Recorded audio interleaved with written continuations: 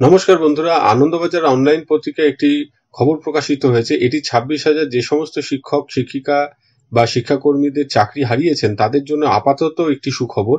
সেটি হচ্ছে যে 26,000 চাকরিহারাকে এপ্রিল মাসের বেতন দেবে রাজ্য সরকার।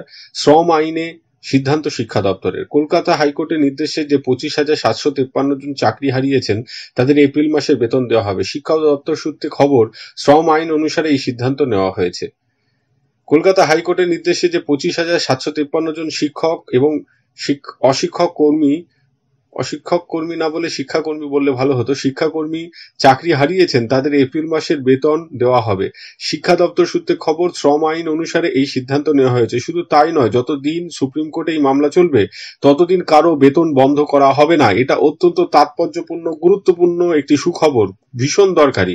চাকরি বাতিলের নির্দেশকে চ্যালেঞ্জ জানিয়ে ইতিমধ্যে সুপ্রিম কোর্টে গিয়েছে রাজ্য। শিক্ষা দপ্তরের পাশাপাশি স্কুল সার্ভিস কমিশন এবং মধ্যশিক্ষা পর্ষদের তরফেও পৃথকভাবে মামলা করা হয়েছে। ফলে বিষয়টি বর্তমানে শীর্ষ আদালতে বিচারাধীন। শিক্ষা দপ্তর সূত্রে জানা গিয়েছে, যেহেতু মামলাটি বিচারাধীন এবং ওই 25,753 জন প্রত্যেকেই এপ্রিল মাস জুড়ে কাজ করেছেন, তাই তাদের বেতন দেওয়া হবে। শ্রম আইন অনুসারে কেউ কাজ করলে তার উপযুক্ত পারিশ্রমিক দিতে হয়। সেই আইন অনুসরণ করেই চাকরিহারাদের এপ্রিলের বেতন দেওয়ার সিদ্ধান্ত নিয়েছে রাজ্য।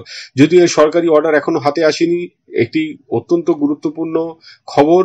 এটি আনন্দবাজার অনলাইন পত্রিকায় বেরিয়েছে, আমি আপনাদের সামনে তুলে ধরলাম। এর সরকারি মেমোরেন্ডাম প্রকাশ হলে আমি সেটাও আপনাদের সামনে তুলে ধরবো। আপাতত এইটুকু। সকলে ভালো থাকবেন, সুস্থ থাকবেন। ধন্যবাদ।